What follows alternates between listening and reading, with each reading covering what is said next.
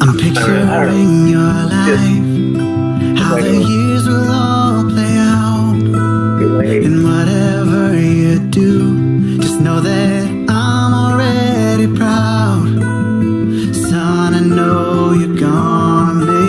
mistakes, but my love for you will never ever change. I don't ever wanna let you go, but I can't wait to get to watch you grow.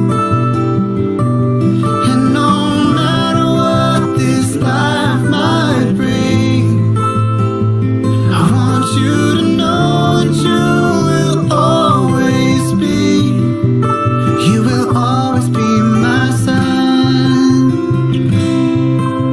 From every scraped up knee to every broken dream, wherever your road leads, you can always come back home.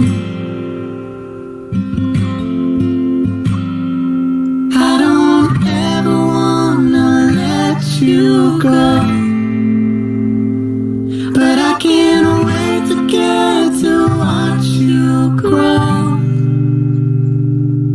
And no matter what this life might bring, I want you to know that you will always be, you will always be my son.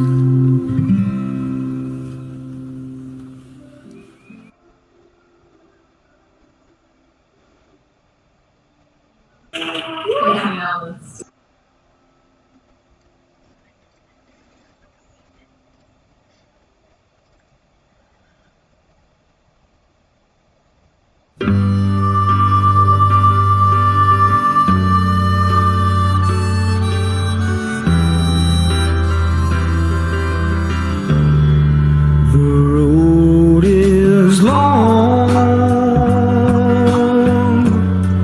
with a many winding tongue that leads us to who knows where, who knows where. But I'm strong, strong enough to carry him. He ain't heavy, he's my brother. So on we go. His welfare is my concern. No burden is he to bear. We'll get there. For I know he would not encumber me. He ain't heavy, he's my brother. If I'm leading at all, I'm leading with sadness that everyone's heart isn't filled with the gladness of love for one another. It's a long, long road from which there is no return. While we're on the way to there, why not share? And the Lord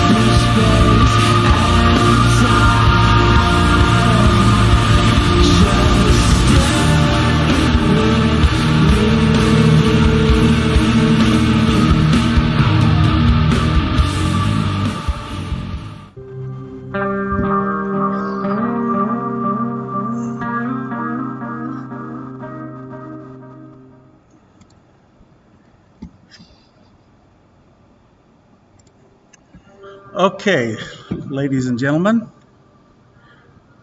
um, let me see if we can get this. Okay, we are back. Sorry, some of you had to watch that a couple of different times, but we have some folks that are watching on YouTube or Facebook, and so I wanted them to be able to see the whole experience. So let me tell you a little bit of our setup and kind of how I've got things working. And yeah, if you go ahead and turn that down a little bit. So we have the Zoom feature that some of you are watching, and then we are streaming to Facebook and to YouTube as well. And so people will be able to watch that there. And then we have a few people in our sanctuary.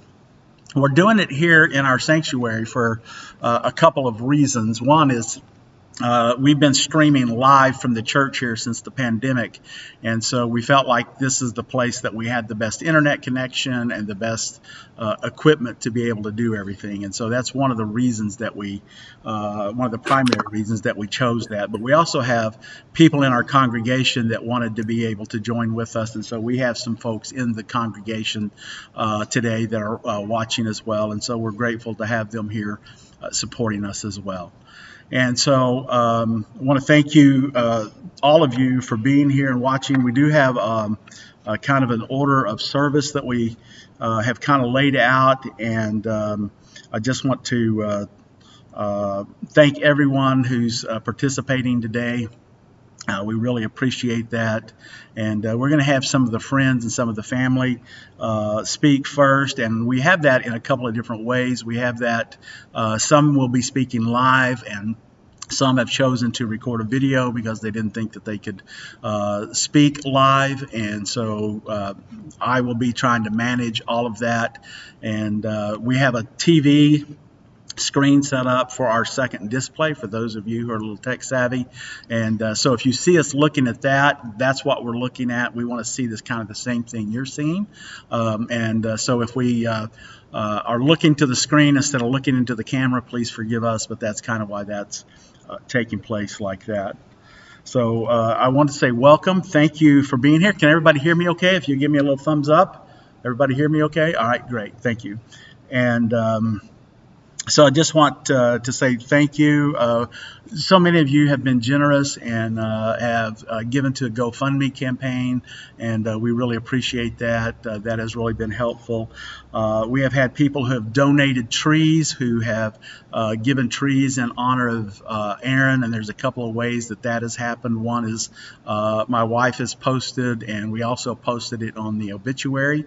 And then even at the funeral home itself, they have a different way of being able to give and to donate a tree. And so some have done that as well. And so we want to thank you for honoring Aaron's memory that way. And we really do appreciate that. And I just realized I look at my notes and I want to record this today. So hang on just one second and let me see if I can find the record button. There it is. Okay, because I did want to record this on our laptop today. And so thank you for that. I would like to start with some opening thoughts. I think probably most of you know, and I guess I should probably start with an introduction there. Probably should have started with that. I am Kerry Clark. I am Aaron's dad, and this is my wife, Aaron's mom. And so thank you again for watching today. I think most of you probably know that if you knew Aaron well, that you knew that his dad was a pastor, and we loved Aaron tremendously, and certainly this memorial service will have a little bit of a flavor from a pastor, and I don't think that Aaron would mind that at all. And I do have a couple of other thoughts that I want to share along with that in a minute. But I want to start with a truth that I found written on a gravestone. I was walking through a cemetery one day, and I found this, and it turns out to be it's fairly popular. But this phrase, and it says, "Death leaves a heartache no one can heal."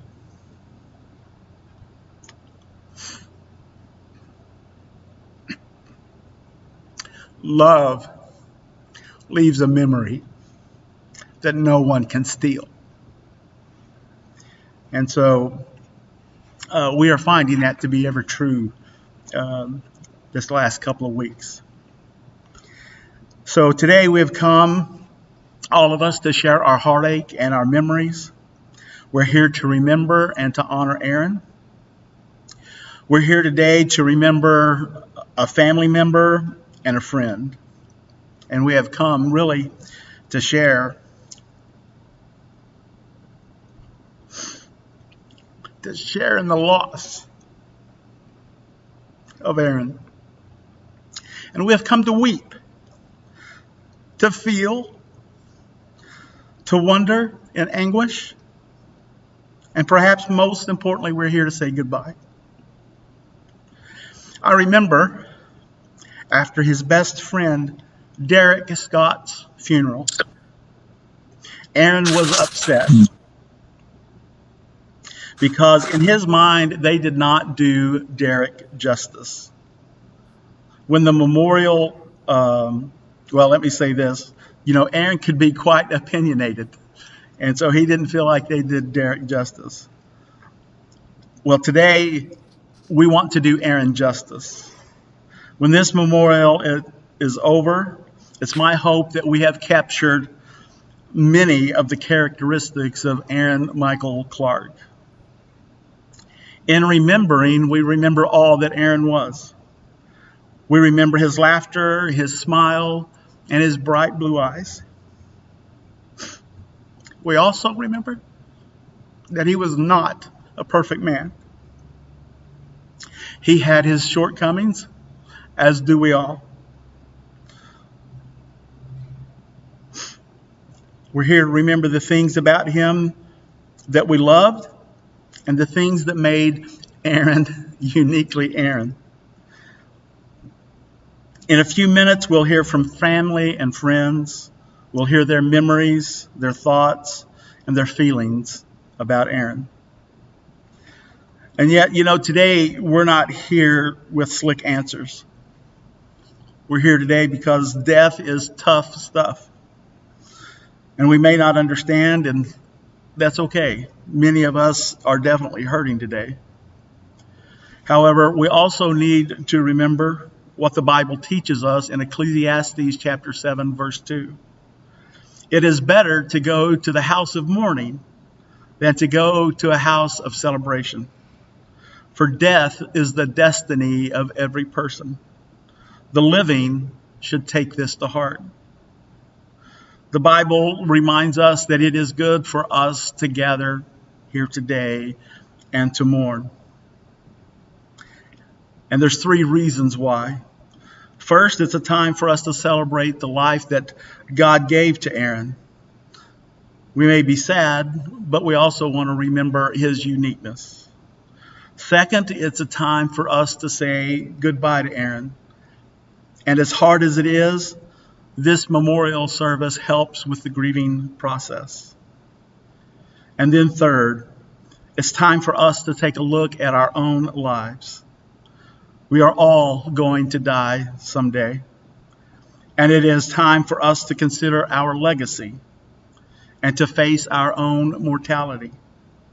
It's a time to ask some tough questions. Questions like, am I ready to die? And where will I go when my earthly life is over? At this time, I've asked Aaron's cousin, Amy, to read the obituary. So, Amy, I don't see you out there, but I can find you. Oh, there you are right there. I'm going to unmute you so that you can talk. Okay? All right. Still showing muted on our side, Amy. Okay, that may be better. Okay, can you talk? You're not hearing you.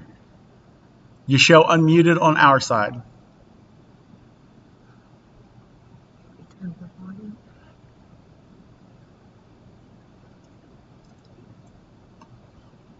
No pressure or anything, Amy.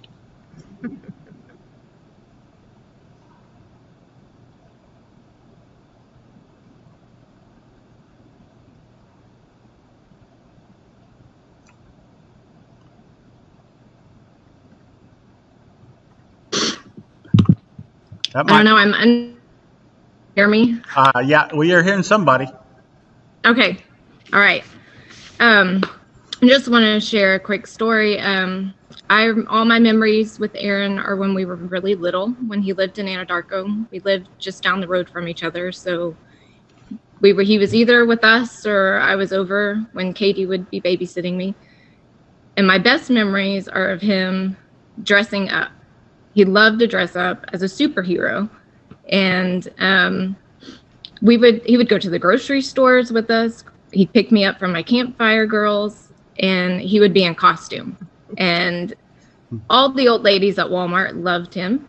Those curls and those blue eyes, like that was what attracted all those little old women. And they'd come up and they'd say, "Oh, like, are you dressed as Batman? Are you Superman?" And he'd stop them and go, "No, I'm Super Puff."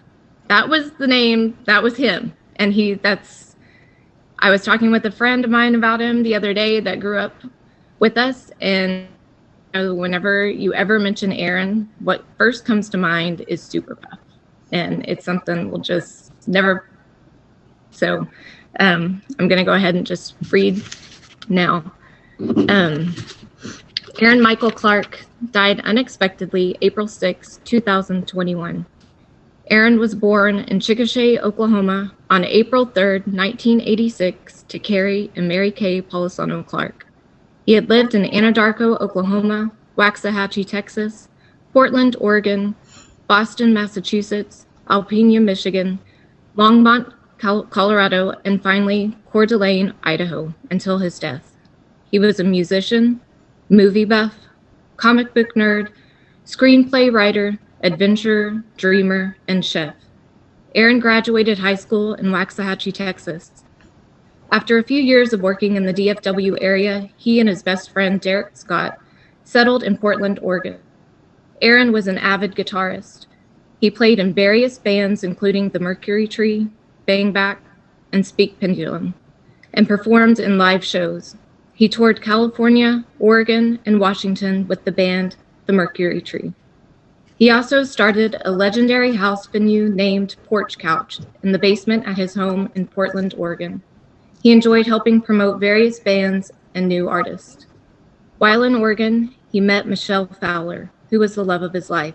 They were married April 15, 2015. Aaron had many interests and abilities. In college, he studied theater, economics, web design, and video editing. He loved the outdoors, camping, hiking, and riding his bicycle throughout the Portland, as well as the hills of Idaho. He enjoyed gardening and would make stunningly delicious gourmet meals with the food he had grown in his garden. He also enjoyed working in the food industry and had several jobs working as a sous chef.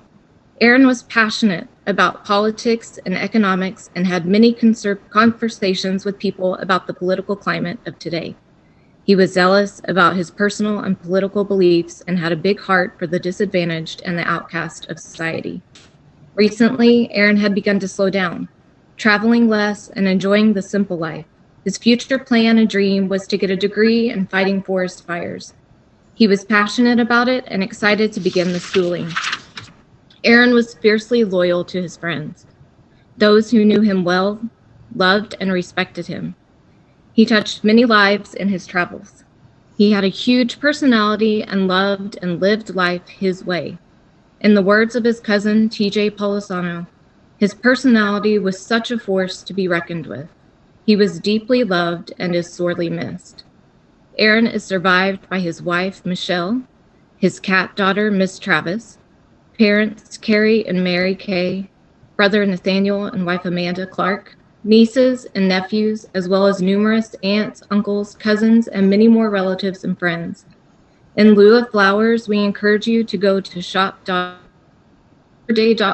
choose trees in memory, and donate to one of our nation's forests in memory of Aaron. Love you guys. Love you. Thank you. Thank you, Amy. Next, I have another cousin that is going to offer a prayer. And so, Ryan, I am going to unmute you, so you'll need to do that. I can't see you. Ryan's screen isn't working. His camera isn't working. And so you'll hear him, but you won't see him. So, Ryan, if you're ready, would you go ahead and pray for us? Absolutely. Can you hear me, all right? Yeah, sound great. Thank you. Wonderful. Okay. I'll just go ahead and pray. Father, we open the service today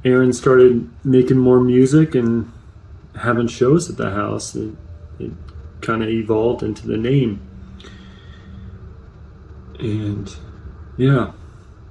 So Aaron and I we met at the Hillsdale Papa John's in Portland, but as managers we would work all over the city. We would go and do shifts at different Papa John's, and so we would both be working some nights, and we'd get off at like 2:00 in the morning, and then head home, and we would just both be walking in to the house at the same time, and neither one of us could go to sleep because we were so wound up from work all day, and all night. And so Aaron and I would just stay up and talk about life, about the world. Economics came up a lot, which was awesome. Aaron was very knowledgeable on that. Actually, we would do a lot of cooking at night, very early in the morning, like 3-4 o'clock in the morning. We decided that we were going to go and experiment and cook, and so like we'd be up and we'd be making salsa from like whatever random ingredients we had snagged from Papa John's pantry and come home with. We'd be calling each other like, "Did you get the peppers? Oh, I got the onions, man. I got the onions. All right, cool. I'll meet you at home." And we'd be chopping up salsa. We used to think that we were going to have this PBS special, this public broadcasting special TV show where it would be two guys that would just sit there and drink beers and make salsa, spicy food. We were going to call it PBR and Peppers. And yeah, those are some of the best times for me. Some of the fondest memories.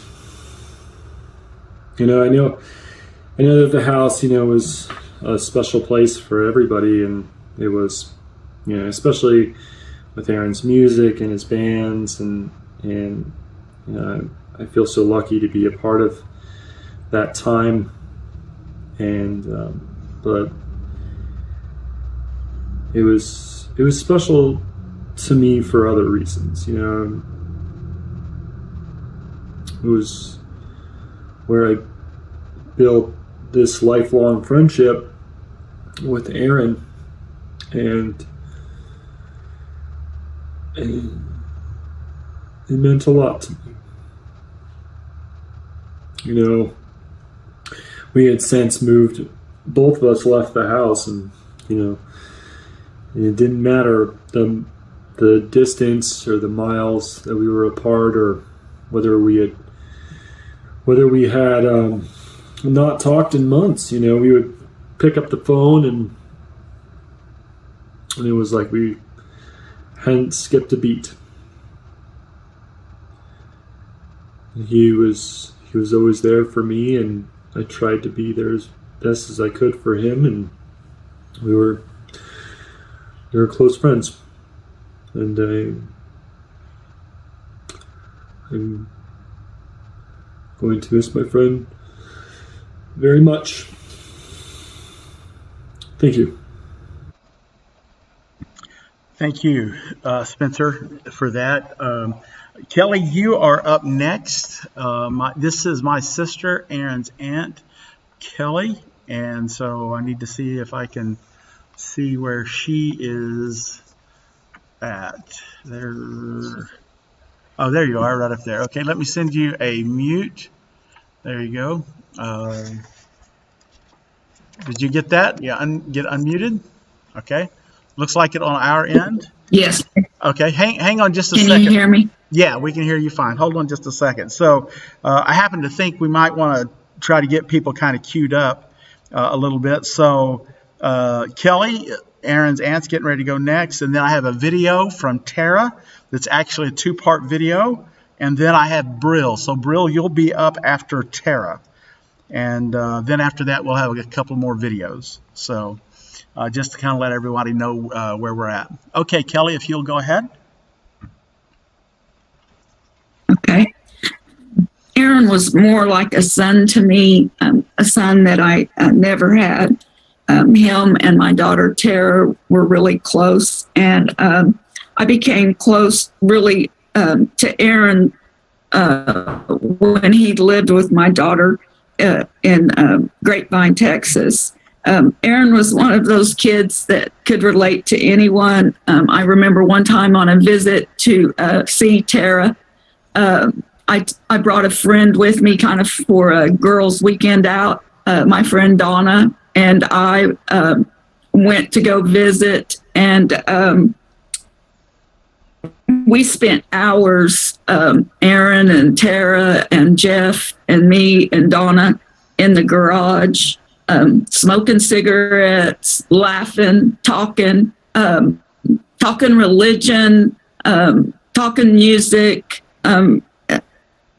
Aaron he really did just have us all rolling with laughter, and he was so relatable, even to my friend Donna. And then one time we went to go visit Tara again, my husband and I, in Texas, and we went to go see a musician that we liked. He's an old folk singer by the name of Chuck Pyle.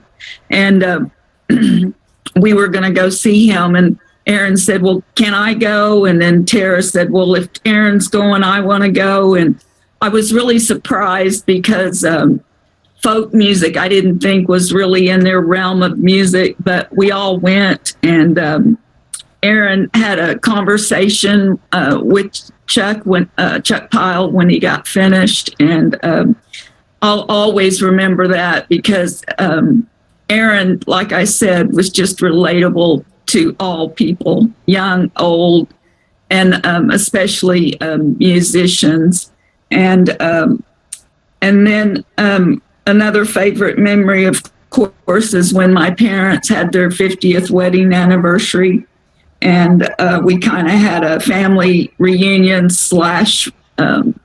anniversary party for them.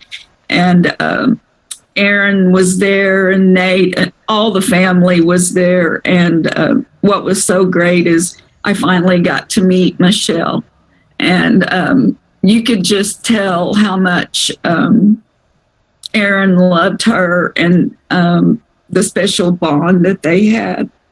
Aaron and I were alike in politics and economics, and we thought a lot about it. We talked a lot about it. We argued with other people about it. You weren't going to convince Aaron that he was wrong, or me that I was wrong. And a lot of times he came to my aid when people wanted to argue with me about our politics. He was there ready to fight. And we did a lot of fighting on Facebook with politics, but that was the strongest person I knew. He also brought his Aunt Charlotte and his cousin Shay into mine and my daughter's life. He felt like we were connected, and we were.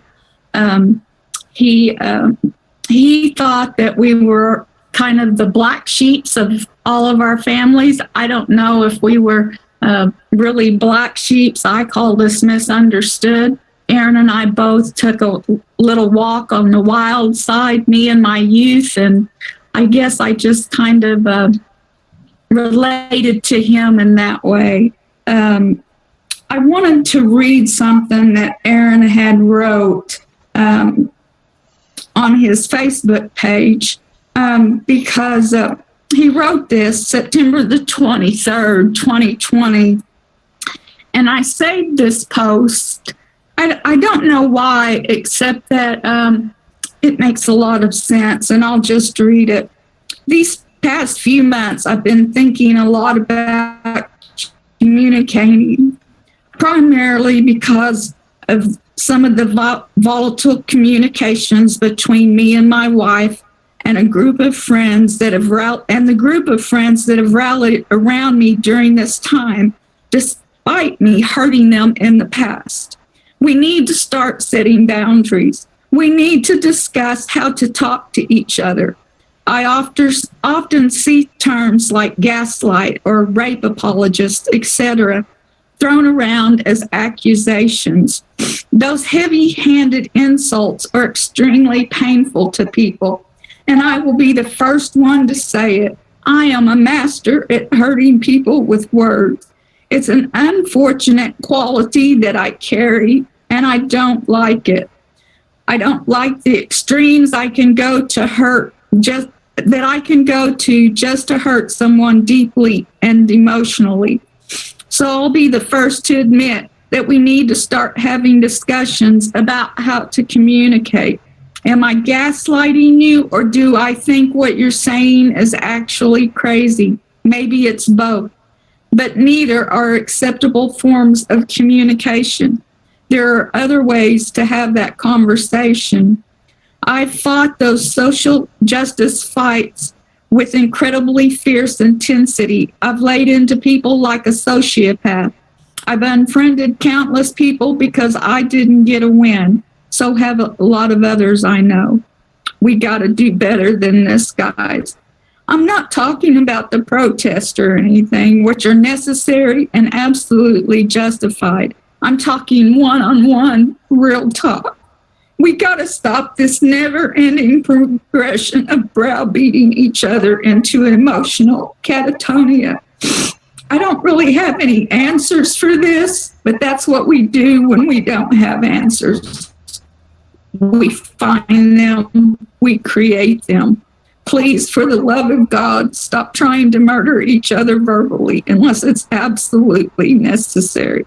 Let's start here. I love you. I truly do. All of you mean the world to me. I'm not normally one to start this kind of thread, but I want everyone that reads this to tell someone you love them.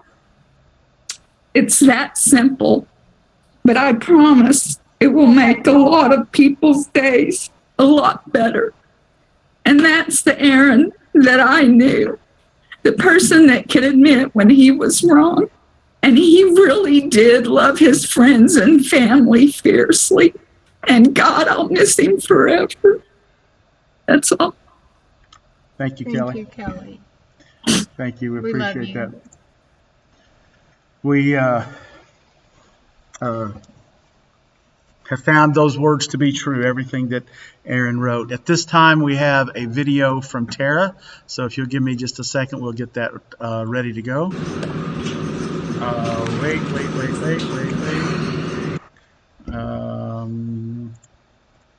I need to share the screen. There we go. This is a two-parter, so we'll play the first part and then the second part. You were my very first best friend, my longest standing, most transparent, most committed best friend, no matter what. There was nothing we didn't discuss. There were never any secrets, never any judgment. You taught me what true love and acceptance and loyalty really looked like. Love in action. You taught me how to love. You were my first everything. Every human that truly knew you would without doubt know you did not believe without seeing, testing, and questioning, and arguing. But you always knew exactly how to blindly love with your whole being. A paradox I hope to take to my own grave. I still don't understand how I no longer have the opportunity to just pick up my phone and share random details about the monotony of life with you. I cannot grasp not having the honor of being able to have your unconditional acceptance of me or my depth of love for you. You were never a very patient turtle hunter, but the very best at caring for our favorite hard-shelled reptiles. We made fishing poles out of everything. Do you remember the spool of pink lace that Grandma let us use for everything? Every fort, every fence, everything. You were the most damn stubborn human I have ever met. And also somehow the first to always apologize and make amends. Always. You taught me how to love and how to forgive and how to let go and how to be free. We practiced so much life with each other. So many firsts. There was never a moment that I wanted to stop knowing you. Reptiles. Okay. Let me, yeah. She had a little bit of an overlap there, so that's what I'm trying to. You were the most damn stubborn human I have ever met. And also somehow the first to always apologize and make amends. Always. You taught me how to love and how to forgive and how to let go and how to be free. We practiced so much life with each other. So many firsts. There was never a moment that I wanted to stop knowing you. I think I will always try to find you in every pair of blue eyes. I'll never understand how there won't be any more beers or strange food we've concocted, sitting around my table, laughing and making jokes until 4 a.m. I will never have the ability to love or trust or laugh with another being the way that we were so blessed to be able to. I would like to say so much more, but I don't know how. Thanks for being my brother, my best friend, my protector, my advocator, my support, my ears, my shoulder, my hand to hold, my soundboard, my inspiration for art and music, my discernment for reckless abandon, my hero, my black sheep, my brother. I love you, and I miss you.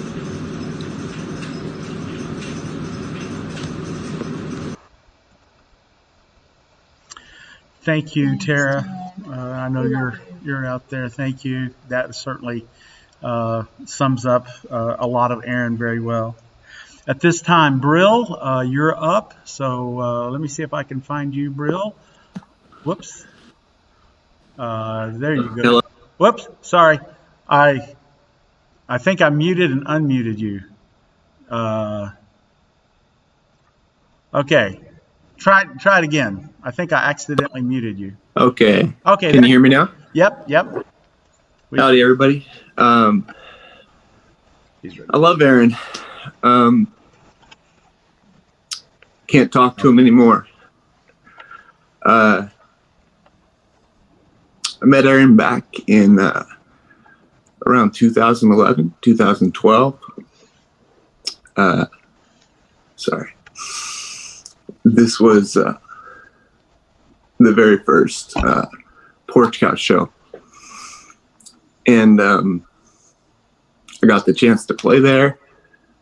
And at the time, my music was expressing the craziness around us. And so that music moved me. And I think when Aaron first met me, we were moved by each other. And was like very fortunate to know Aaron and to work with Aaron.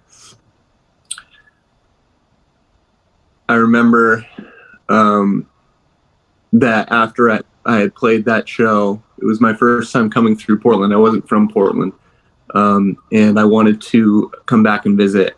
Reached out to Aaron, and him and Michelle and Dylan were very friendly to me, and they hosted me for the week, and we had a great time. And I knew I wanted to come back, and I knew I wanted to be around what they were doing.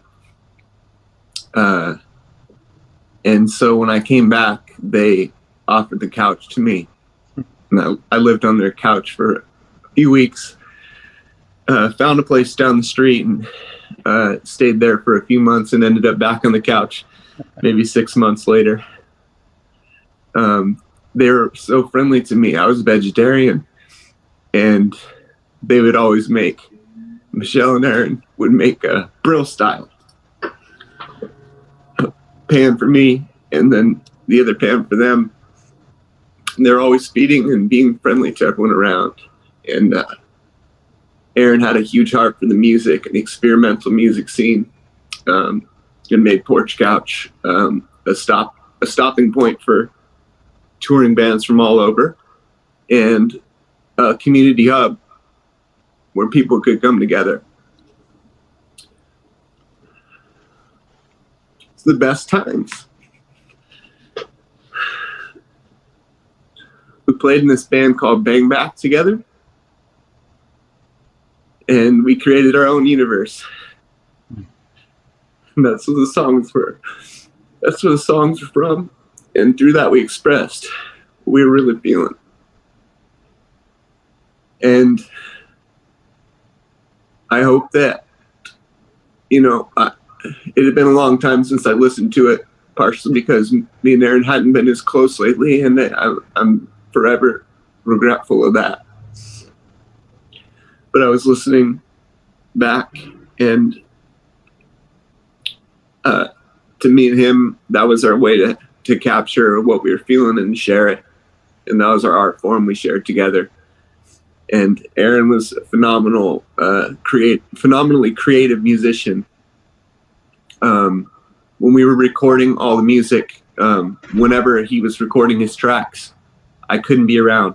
It wasn't my choice. I wanted to be there, but he needed to be there. He needed to be alone with it. He needed to really paint it to himself. And things came out differently that way, and that was the beauty of it. What he was doing on guitar in that band was phenomenal, and vocally. And anyhow,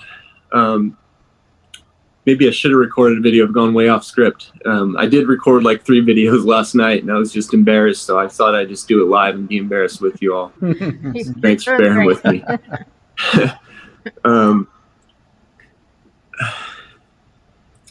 So looking back, what I wanted to say is we did share a lot of music, and we recorded a lot more. And I looked back and found a bunch of it, and intend to polish it up a bit and share it. Because one of the themes, the next album we were working on, the theme was, it was complicated. Always was very complicated, so I won't get into the depths. But the basic image is the entire human race is now on a computer, downloaded to a computer on a spaceship. And we were the band that was needed to power the ship in between galaxies when we were too far from a local star. So it makes some sense. And so I always just had this image of playing music with Aaron again. I always thought it would happen again. And I'm sad that we didn't play again. It's been 5 years or 4 years. And I regret that, because me and him musically connected. And I feel like I can't talk to Aaron anymore, but I'm going to be talking to him through the music, and I can hear him in the music. Thank you. That's Good. great. Thank you, Brill. Thank you, Brill. Thank you very much, Brill. Next, we have a trio of videos, and after these 3 videos, then Landon, you'll be up. And I do just want to say, if you guys don't mind, if you have a thought or a memory that you'd like to share in the chat, we would certainly like to see that as well. And so if you're watching and you're like, hey, I had this memory, if you'll just put that in the chat, we'd love for you to do that. If you're on Facebook, if you're watching on Facebook or on YouTube, if you have a memory, you can put that on the chat there as well. So these next 3 videos, most of you, well, I don't know, some of you may have heard. Aaron was a creator, and just in the same way he created community at Porch Couch in Portland, he created community in Waxahachie. And there was this group of guys that got together often and hung out together called The Fellowship. And these 3 guys are just part of the fellowship, and I want you to hear their story and how Aaron impacted them. The first one up is Trey Hack. So give me just a second to get that set up and do the screen share. Hello, my name is Trey Hack. I've known Aaron Clark since junior high. Hold on.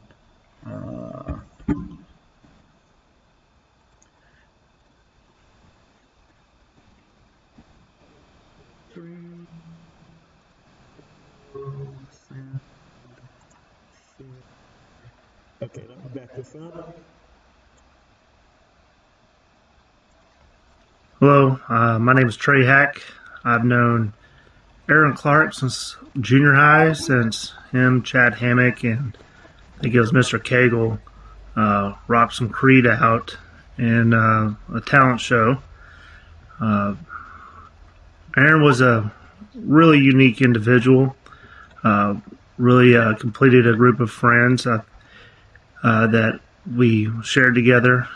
He even named us. A lot of people that we hung out with kind of knew us as the fellowship.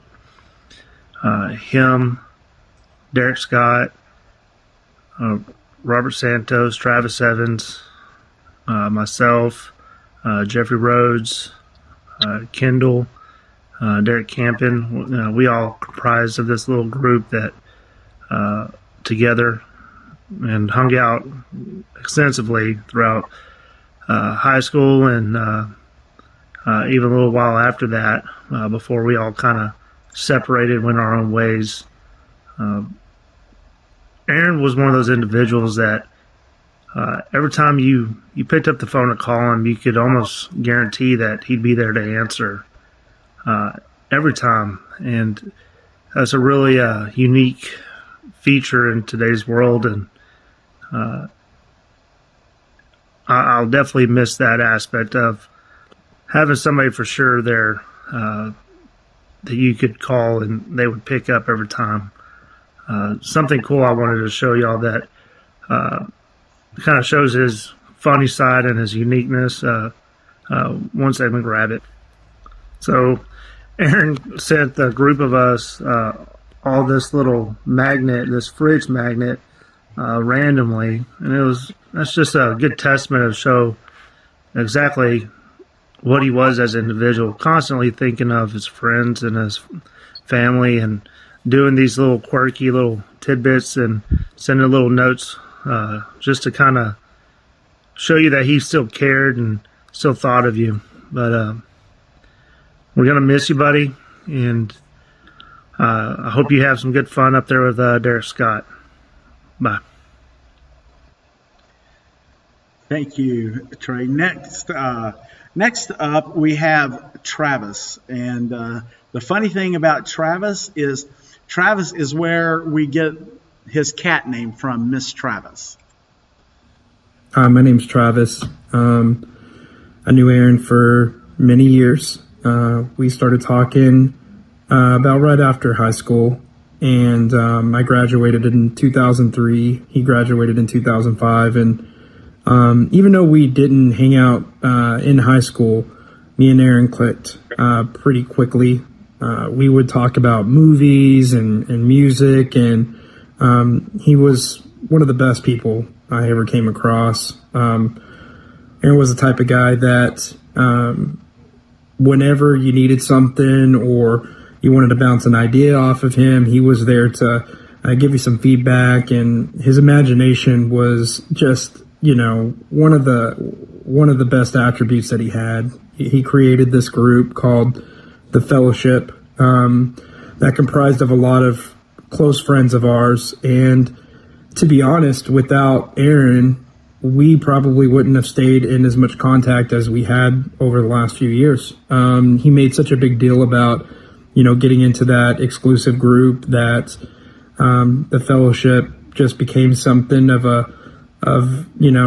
something that you would knight somebody and to get into that membership. And we all stayed really close, and we were really close friends. And I'll cherish those memories. Recently, me and Aaron would talk a lot about the new Batman movie coming out and the Zack Snyder cut, and he would Facebook message me, and we would talk about movies, and I'm gonna miss that tremendously. I wish that we stayed in more contact over the last few years. I know Aaron is in a better place. He was a great man, and he had such a big heart, and I'm gonna miss him terribly. I know he's up there with his best friend Derek Scott, who was a close friend of ours, and I'm really gonna miss you. I hope to see you again one day, buddy, and take care. Thank you, Travis. Next up, the last one from the Fellowship is Robert Santos. Good morning. My name is Robert Santos. I've been a friend of Aaron's. I think we really got to know each other our sophomore year in high school. Our common friend, Derek Scott, was the one that really brought me and Aaron together and started to grow that friendship. Those times, Aaron, that you, me, and Derek shared that sophomore and junior year in high school have honestly been some of the most precious times in my entire life.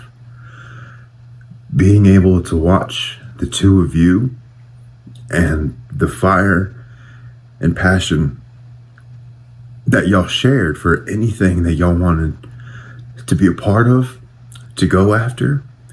I believe that's why y'all two were such close friends and became brothers.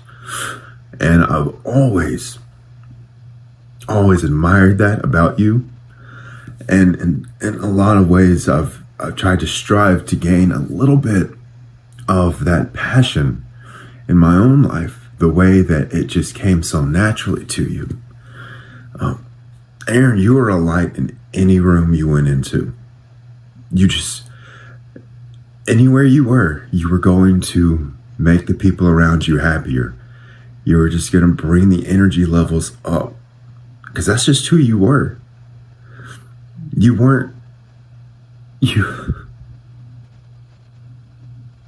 I miss that. I've missed that about you over the past, I hate to say it, 10 to 15 years that life has taken us down our different paths. And though I didn't do enough to stay in communication and contact with you, not once did I ever feel that we had grown apart.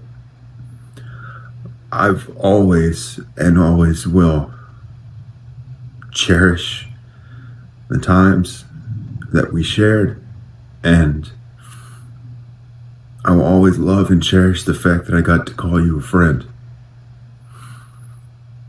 I love you. I miss you. Tell Derek I said hello. Okay, thank you. Thank you guys from the Fellowship. Appreciate you all working together to get these videos done. At this time, we're going to have Landon. He is going to share with us. And so, Landon, let me see if I can get you unmuted here. Oh, you're unmuted? I think you got it. Yeah, I think so. Yep, you're good. Okay, great. Thank you. Good. I'm working on a broken phone. That's a testament to how I do things. I was just thinking, Aaron would make note that I've been in a car this whole time. He's the type of cat that would notice that sort of thing. We're just kind of on the go. We're looking for a new place. And he would notice, yep, Landon's too busy again. 'Cause he was the sort of person that paid attention to his people and how they conducted themselves. But this has been really hard for me. Obviously, with everybody, he was gone mid-conversation, you know, like he had just sent me music. We were talking about things we were excited to do, and then he wasn't there, and that really left me in a weird state. I stayed in close contact with him up through the end. He added me like about 9 times on various Facebook accounts. We followed each other on about 4 or 5 Instagrams, and you know, I messaged them all regularly because I didn't know which one he was operating under. Just sending each other music links or movies. You know, his friends brought up Batman. I was like, he would have loved the new Batman. For one of the first things I thought is like, man, he would have loved the Dune movie that's coming out. Like he wanted to see it. Looking forward to that, right? But instead, it kind of, you know, it's been hard, and I've been in a whirlwind of emotions, and I don't want to get too dark, so I thought I'd share a fun memory. My wife was pregnant when Aaron and Michelle got married, and we made the trek down to Portland to be there for the porch couch ceremony, as we're busy people, always on the go again. And that was just really fun, just to be there, be around everybody. I felt like my daughter, who's now 5.5, I felt like she was at the wedding. As you know, it was just great to be wallflowers there and be present for them. And then shortly after, they told us, Aaron and Michelle told us they were coming up to Washington for part of their honeymoon. Aaron was and Michelle was a huge fan of the show Twin Peaks, and that was something we always bonded over. I live near the town where it was filmed, and I was like, I know all the filming locations. If you guys come up here, I can show you everything.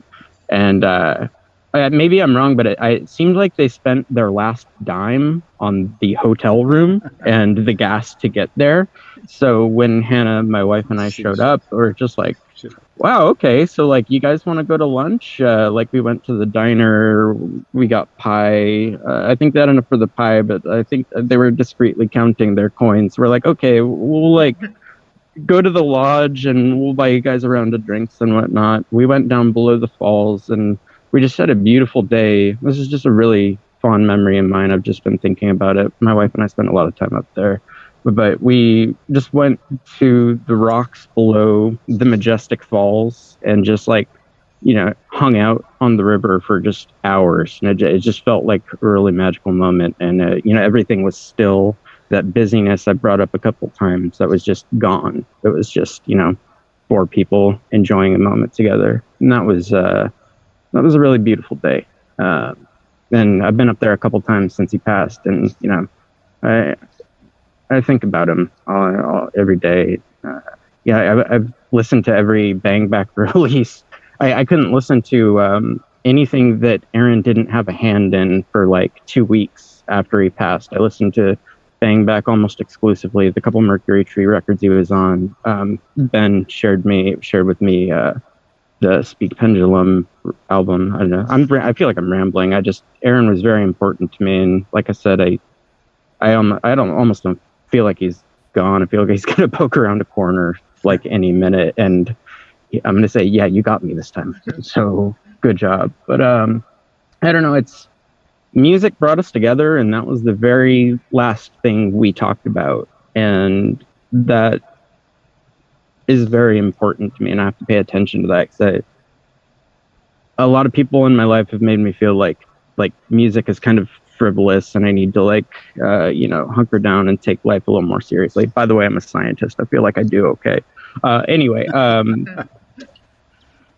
what I'm getting at is the most important people that I have met that have made an impact on me, I have found through this, through my creativity and kind of assembling my tribe, just wandering around, finding other weirdos, outsiders, outcasts and nobody is quite like me, but that is why they're like me. And that is why I try really hard to wrangle these people in. And Aaron was exactly like that.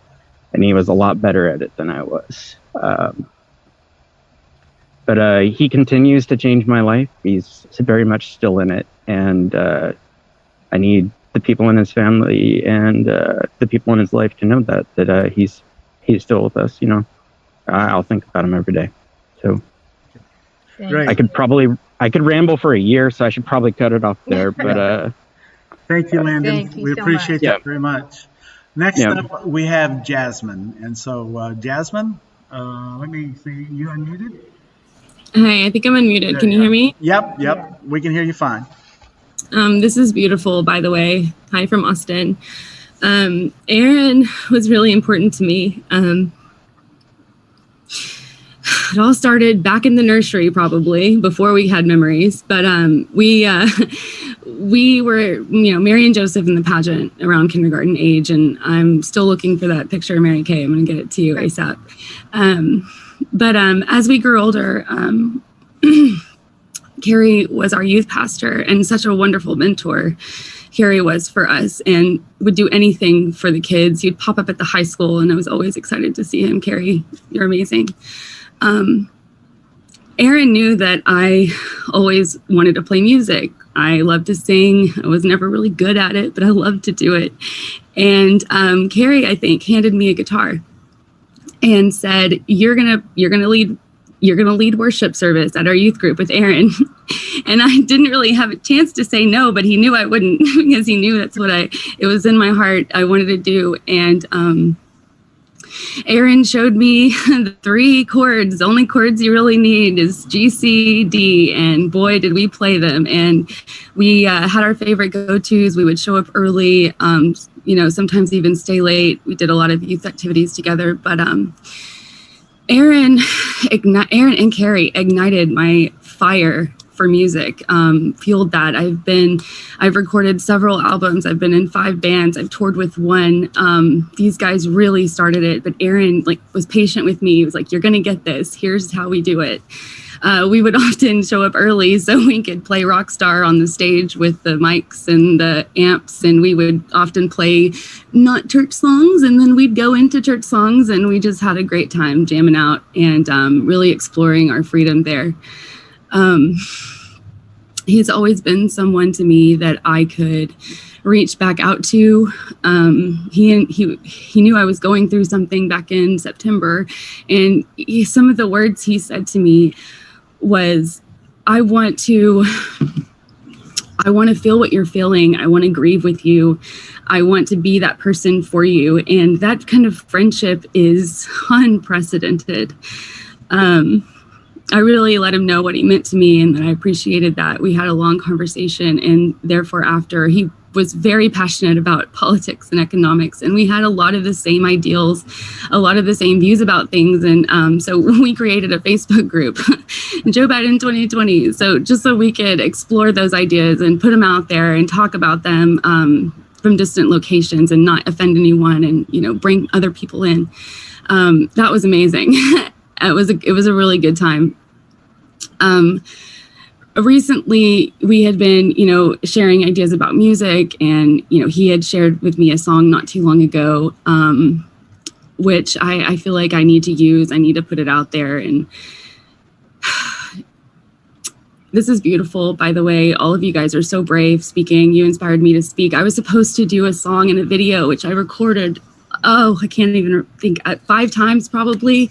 It wasn't the right song, and then it was the right song, and then the mix wasn't right, and I just couldn't get it right, and then I had technical difficulties. And I'm going to be editing and recording and posting it for him. I feel like that's the best way to honor his memory, is to let him know, hey, you started this, I'm still doing it, and this is for you, bud. Such a good dude. I'm going to stop there, but I just wanted to share that, what he meant to me and what kind of role he had in my life. I will never forget him. His friendship that he offered is unprecedented, as you guys have said, and it has really shown me that to reach out to my friends. I've reached out to at least 10 people in the past few weeks, just reminding myself, like, be that friend that Aaron was, be that friend to other people that he was to you. So I'm going to continue doing that. But thank you. Thank you, Jasmine. Thank you, We love Jasmine. you and miss you.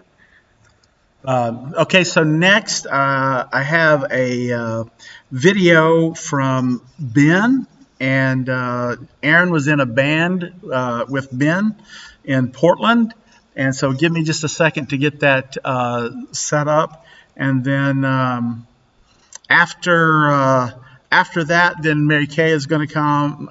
She's going to speak, and then Michelle, you'll follow Mary Kay, so you can kind of get prepared for that. But let me get this set up right quick.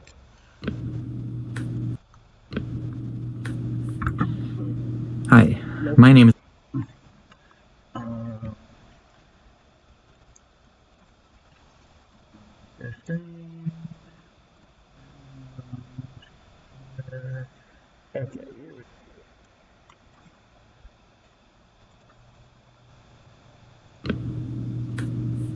Okay.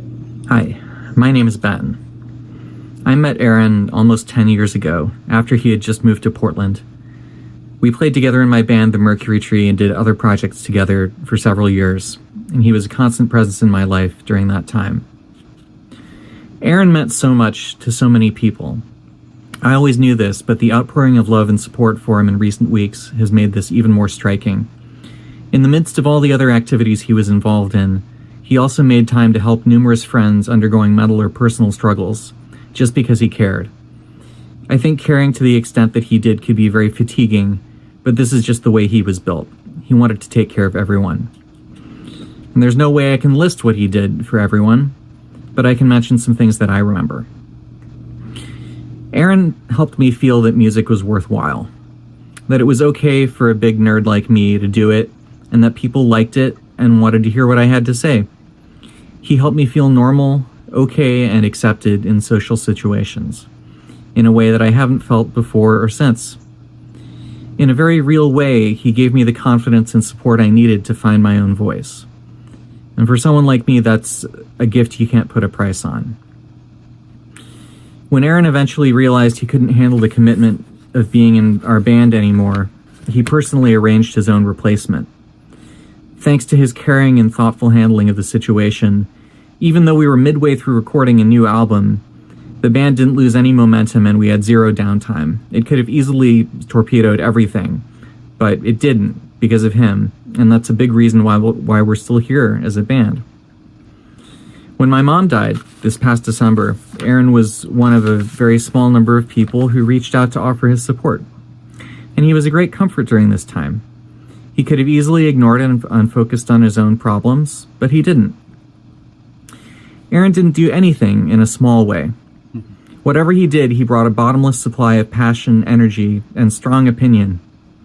Whether it was writing music, performing a high-energy show, organizing a house venue performance, making pizzas, or having fun with his friends, any number of things, Aaron would do it all to the maximum level. I was there when Aaron and Michelle met for the first time at a sushi bar with some mutual friends. They were pretty much instantly inseparable after that, never one without the other. And I was there for Aaron's last show in Portland and at Porch Couch, when he was having a really tough time and just trying to survive just before he left town.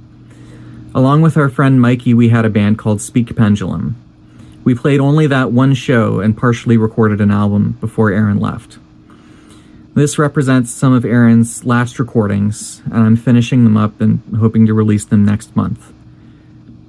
After a long gap, Aaron was writing music again the last week of his life, and I couldn't wait to hear how it was going to develop. The best I can do now is to finish up those old songs that we wrote together. These pieces that we have left mean so much more now that we know they're all we're going to get. I wish Aaron could have continued to exist for far longer on this planet. I'm so grateful that he did exist and for what he brought to our lives.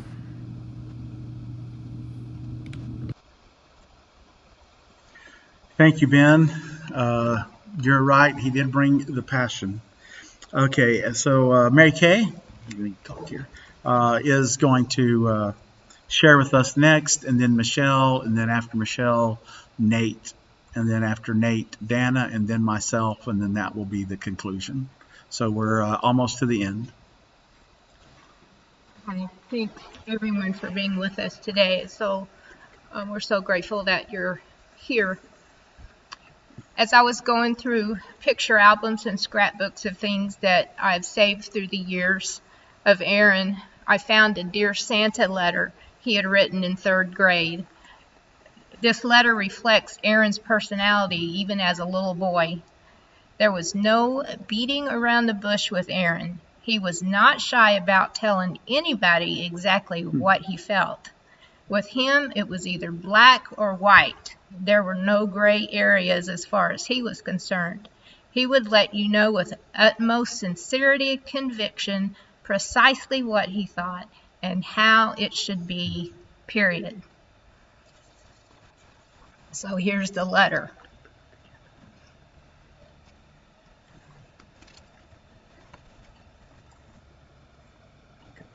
So it says, Dear Santa, I'm going to tell you what I don't want, but first I'm going to tell you about me. I am a Christian, spelled Christan. I have lots of friends. I don't like girl stuff, like Barbies, Barbie houses, and Barbie Jeeps. Second of all, I don't like Power Ranger stuff, like Power Ranger underwear, socks, and shirts. Now, he loved the Power Ranger costumes that his grandma made for him, but no underwear or socks or shirts. Third, I don't like school because you have to do work. Thank you for not giving me this stuff, Aaron Clark. So it didn't matter who it was, as you can tell, and if you knew Aaron well, you know he simply was not intimidated by telling anyone exactly how it should be, or in this case, not be. Not even Mr. Santa himself. And we loved Aaron exactly as he was. It brought up another memory I thought of this morning when he was in elementary school, about 4th grade. And when they had lunch in the cafeteria, they had a stoplight, a red light, a yellow light, and a green light. And if the sound of the kids talking was getting louder, it would go to yellow light, caution. And then if it got too loud, it'd go to red light, which a buzzer would buzz and nobody could talk. No more talking for the rest of the time in the cafeteria. Well, Aaron just hated that. And of course, his friends didn't like it either. So he made an appointment with the principal. And he was like an adult in a little body. And so he had a list of reasons why this should not happen in the cafeteria. And the principal listened to him, and he spoke to her with all the sincerity that he had in his little body. And she changed the rules, and there was no more stoplight in the cafeteria. The teachers were not happy, but all the students were. You have that. Okay. So, I was at home when the police officer came to the door and gave us the tragic news that Aaron had passed. And after the initial shock, I just felt this awful anguish about his eternal destination. I desperately wanted to know that my precious son was going to go to heaven. And then my sister Dana shared with me that about a year ago, God placed a huge burden on her heart to pray for Aaron. And she began trying to reach out to him. He finally responded, and they began a renewed close relationship of a dear aunt and her beloved nephew. I have a text message from Dana dated 9:03 p.m., April 6th, which was when we got the news. It says, Katie, which is my nickname, Katie's my nickname, my heart aches for you. I have really loved getting to know Aaron again. He was super intelligent, so much so I was concerned he might think I was a dummy sometimes. But as I said earlier, he was so kind in his responses to me, meaning when she shared with him about her relationship with Christ. He was so excited about his future and often asked me to pray for him. That gives me so much hope. And then Dana sent me a message saying, Amy and Aaron, Amy is his cousin who read the obituary. Amy and Aaron had a really good long-distance relationship. When I told her he had asked me several times to pray for him, she sent me this. He asked me too, and he told me he would pray for me as well. I had told him when I miscarried before Rue, and he said he was going to pray. When I told him I was pregnant with her, he said his prayers must have worked. So he believed in prayer. And then Carrie remembered a text Aaron had sent him back on September 23rd at 7:09 p.m. speaking to his dad, Carrie. Did I ever tell you I watched some of your live cast sermons? They were really good. Like, you are so good at talking in coherent sentences and putting multiple thoughts together on one train. I've always been much better at writing. I'd forgotten how gifted of a speaker you are. I don't know how often you hear that feedback, but it's definitely not enough. So we know that Aaron's heart was softening. He was listening to his dad's sermons. He was asking Dana and Amy to pray for him, and he was praying for them.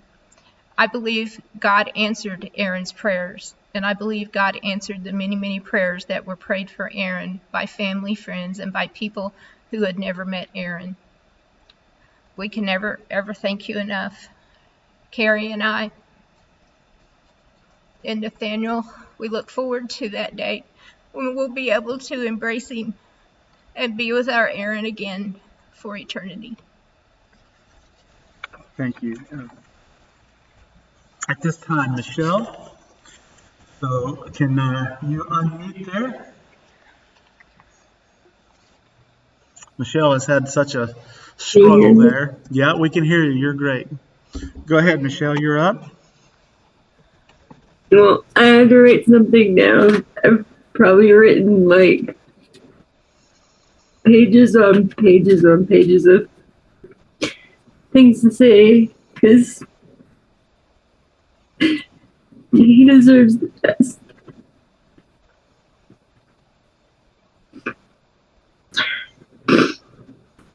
Baby, a good friend recently told me there's another universe. We're still here, we're together. I've been trying to dream myself there. I did the first night. He said he didn't have much time. We held each other. We kissed each other, and then we excitedly made plans for all these adventures to go on. We were glowing. Things were now, or how they used to be. It's been nearly 3 weeks since you left us to go on your own solo adventure. Since then, I've had but one other dream with you. We were in a crowded theater with a group of friends. We're going to see Hamilton, but we were separated in the chaos of the claustrophobic-inducing crowd. Our hands separated, and I couldn't find you. I frantically looked for you, but you were gone. I couldn't get back to you. And when I awoke, life felt like that dream. You were gone, and I couldn't get back to you.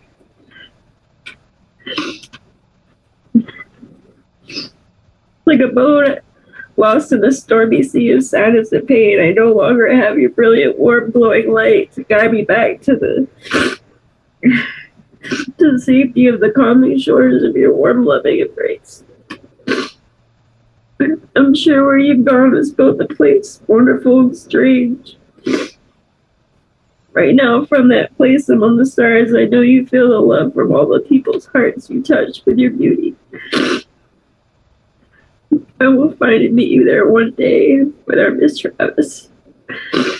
My star man, my best friend, my lover, my baby. Our hands entwined as we discover the entry to other planes. Until then, dream sweetly, my darling. Visit me if you would. I'll be looking for your smile. I love you infinity times Googleplex times infinity, baby.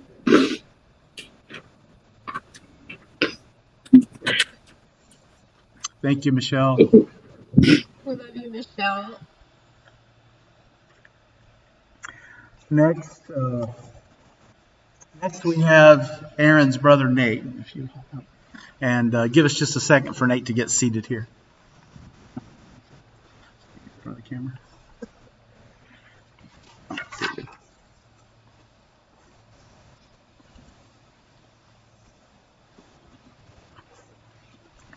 Let me raise that up a little bit. Okay.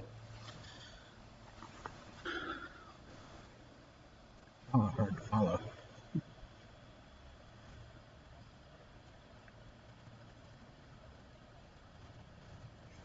Really hard.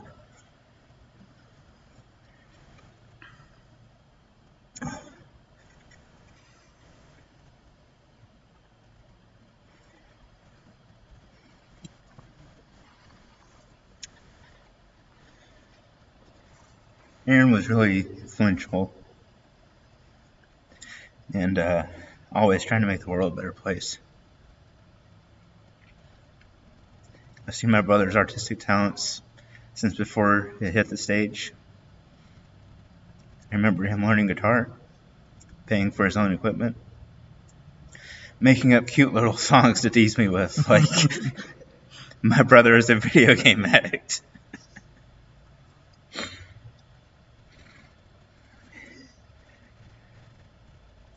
That was his first hit single. I remember the entire neighborhood hearing that for the first time.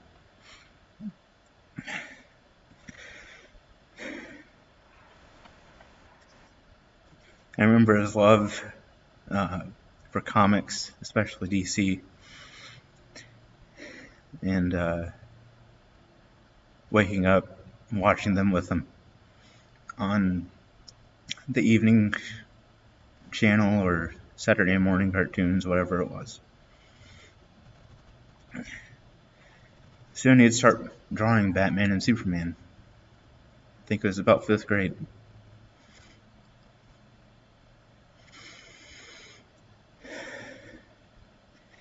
He loved those heroes so much that before I really knew it, he had his grandma had already made costumes for him, and he would be around the neighborhood declaring justice.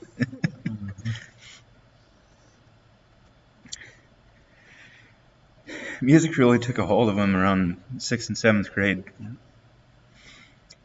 He learned songs in church and ones from the radio. He began learning music theory and how to read sheet music in band class. I remember one particular night, I don't know why, but he was playing trombone, and he I think it was really just him being a little ornery. He decided to go up to his classmates and just give the biggest sound blast that he could with that trombone.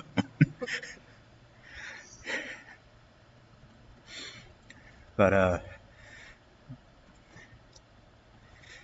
he also learned that band class wasn't his thing. He didn't want to be in a marching band. He wanted to be in like a garage band like we've all come to see. So about junior high, he formed his own band called Caged. They learned mostly popular rock songs like Shine by Collective Soul and What's This Life For by Creed.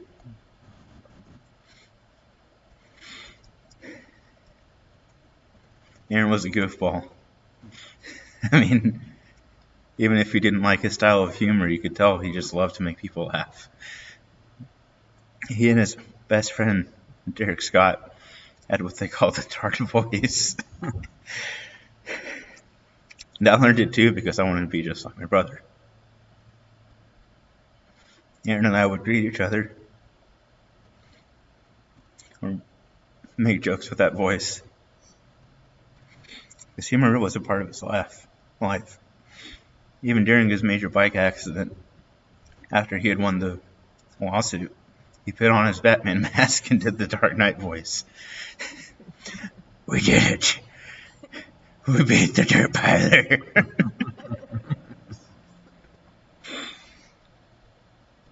As many other boys did, Aaron loved wrestling. We'd bounce around the living room or wherever else we felt like because we wanted to be like our favorite wrestlers. When we got our trampoline, that was our ring. We would act like we were really doing submission holds, sleepers, everything else on each other. Even all those high-risk maneuvers we'd see on TV.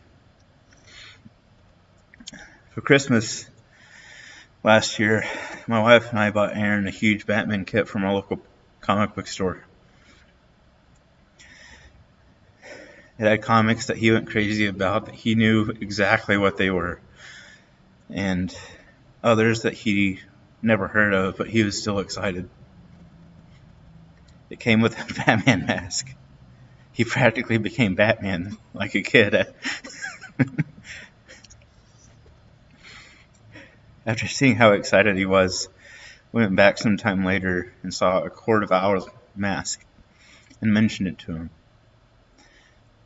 When he heard we'd found one, he wanted to know everything about it. My wife and I both gave each other a quick glance, and we decided we'd buy it for him. I didn't bring it with me today, but we do have it. I'll share that with y'all later on today.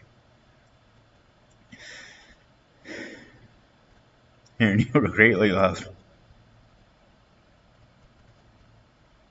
You'll be ever so sorely missed. There's never going to be another one like you.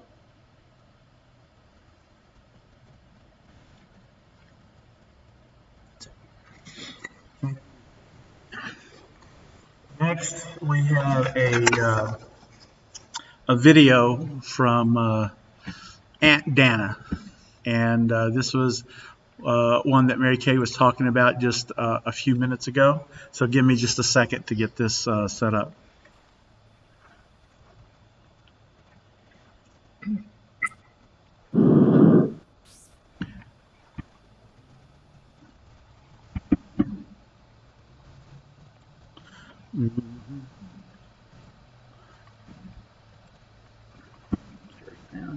Okay, here we go. In my life, one of the greatest joys has been being an aunt, and I became especially close to my brothers and sisters' children who lived closest to us. And when Aaron was born, Carrie and Mary Kay lived about 18 miles or so away from us. And then later we moved just down the road. So he was one of the babies I was privileged to spend a lot of time with. And that blue-eyed boy with the blonde curly hair was born with an exuberant personality and a hilarious imagination. He loved to sing, he loved to dance, he loved to laugh, and he could preach a sermon that rivaled the best preacher around, all in baby talk. Superheroes were big very early on, and from the time he was a toddler, he would put on a cape and leap off our couch in the living room, nearly giving me a heart attack in the process. Aaron was passionate about so many things, and he was extremely intelligent. at times when talking with him, I would think he would probably get off the phone and he would, or the computer, and he would think, man, she is one dummy. But his thoughts were on such a higher level than mine. But we had an understanding that no matter what we talked about, we respected each other's opinions, and I asked him, please never to talk about politics, because I don't know anything about that. But in recent months, our conversations began to center around how we both grew up. And I told him about stories when he was young, the time he stayed with us for several weeks when his mother was sick, his favorite commercial jingles, his favorite Looney Tune cartoons, and all of the fun times we had in the church we attended together. We had a big respect for each other, even when our opinions were different, but we always ended our talks with him telling me he loved me, he thanked me for loving him, and to be sure and pray for him. Aaron had recently acquired a renewed joy for life and was excited about his future plans. One of the more recent memories we talked about was when, after they moved to Texas, they came back to the church to visit, just for a visit. And after the church was over, after the service was over, Aaron came up to me and he said, Aunt Dana, can we go up and play some tunes? And we did. We chose a song that we both knew, and he was on the guitar, I was on the piano, and we played that thing over and over for about 10 times while the deacon was waiting to close up the church. And so I think that Aaron would be okay with this song this morning that I'm going to sing in his honor.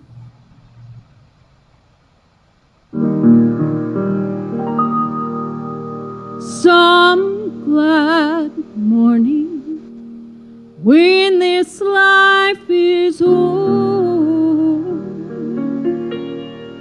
I'll fly away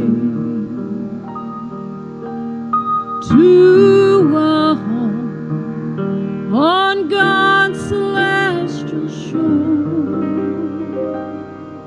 I'll fly away, I'll fly away.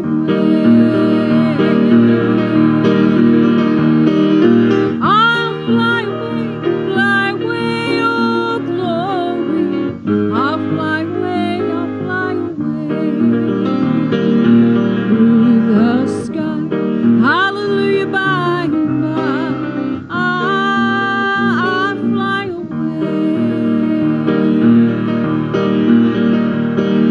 Just a few more weary days and then I'll fly away to a land where joy shall never end. I'll fly away. I'll fly away, oh glory. I'll fly away through the sky. Hallelujah, by and by. I'll fly away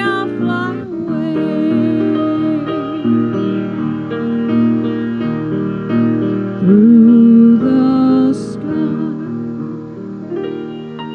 Hallelujah, by and by.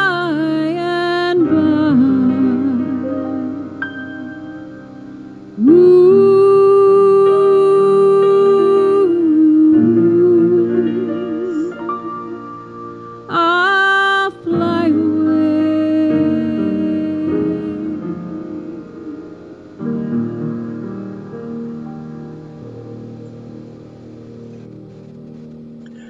Thank you, Dana. Thank you. Beautifully done. Well, I'm going to finish things up. And thank you so much for watching and being with us today. And I just want to tell you one of my favorite stories. Once when Aaron was younger, his little brother Nate got into some trouble and was going to be punished. Now Aaron loved his brother, so much he didn't want to see him get punished. And Nate's punishment, it was not a bad infraction, so he just had to sit in timeout on the bed. But Aaron was having nothing about it. And so he said, with all the sincerity and love that a big brother could have, I want to take his punishment.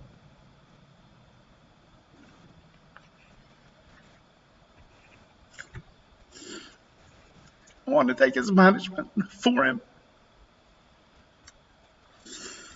And that's the way Aaron was. We let him. Nate got off scot-free. He went to go play. And Aaron had to sit on the bed.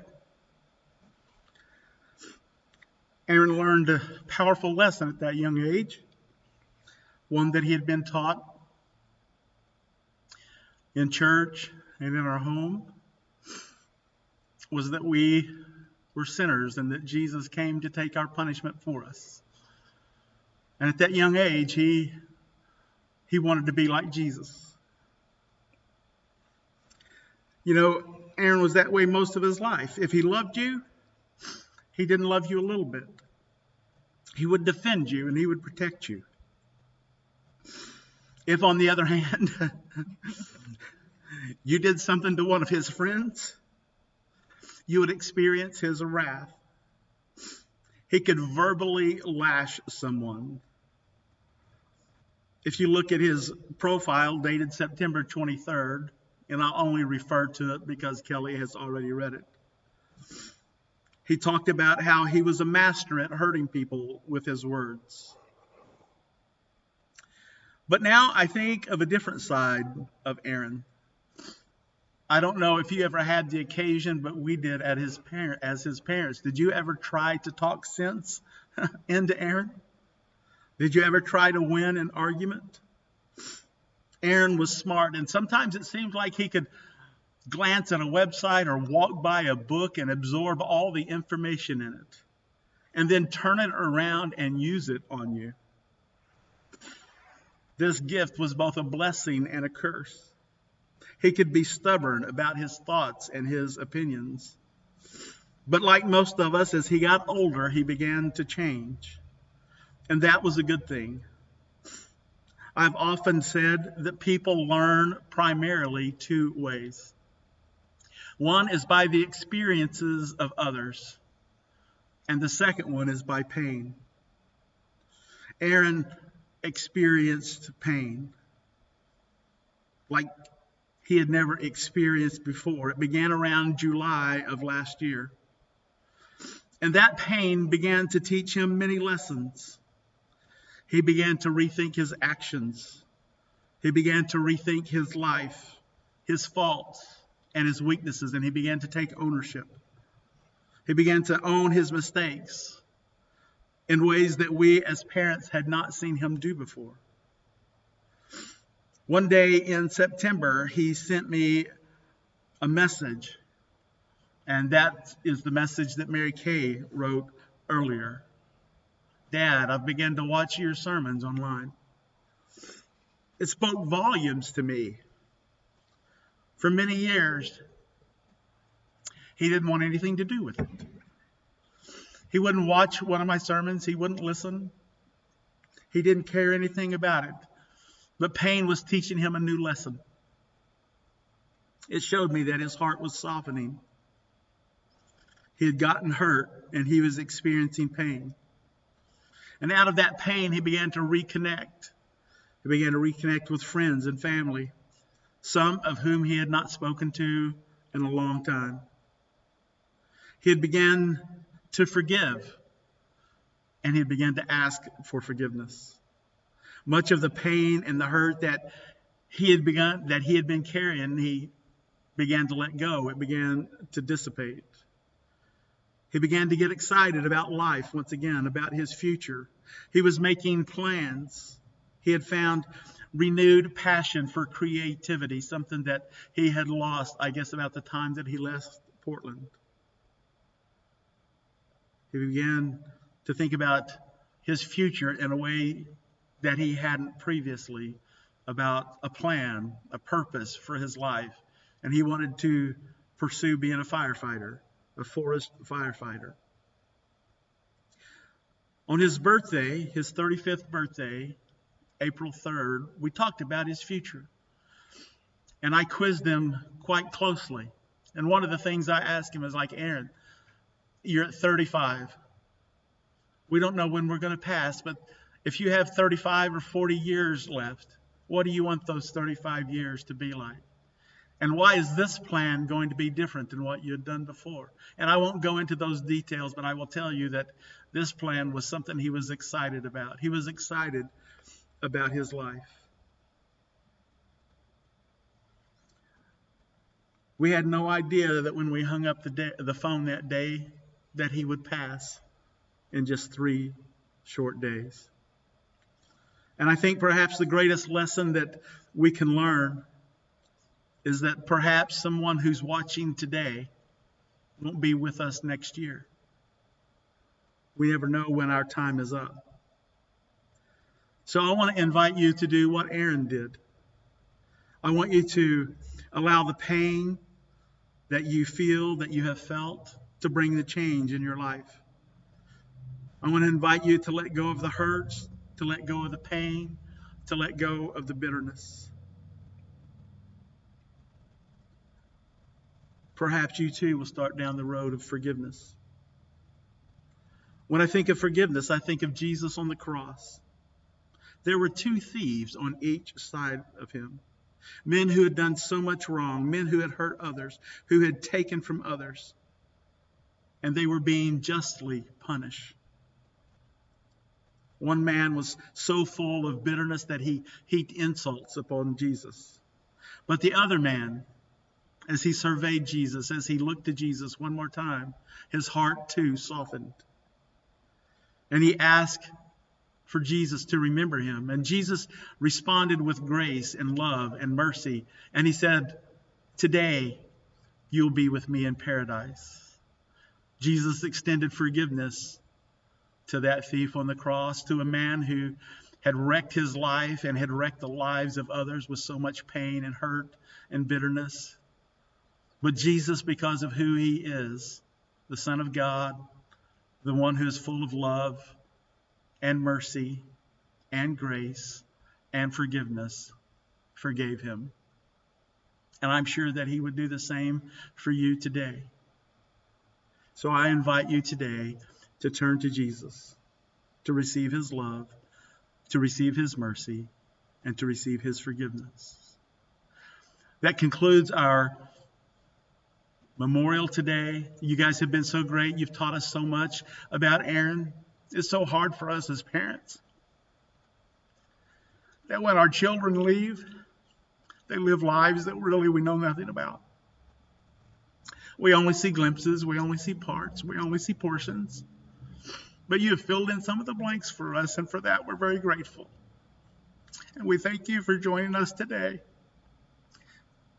Thank you for loving our Aaron. Thank you for being a friend. And we wish you well. Thank you. Goodbye.